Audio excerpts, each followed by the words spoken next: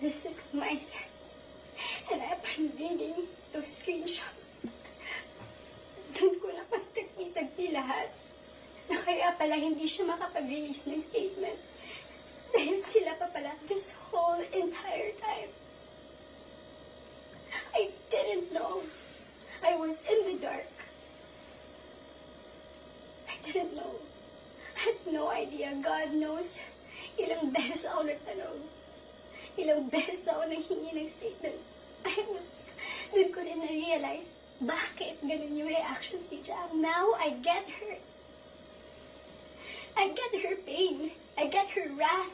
I get her anger. Kaya pala ganun. Because she was clueless about everything. I was clueless about everything. We both believe kung anong mga nasabi sa akin. Maybe iba yung sinabi sa kanya. And I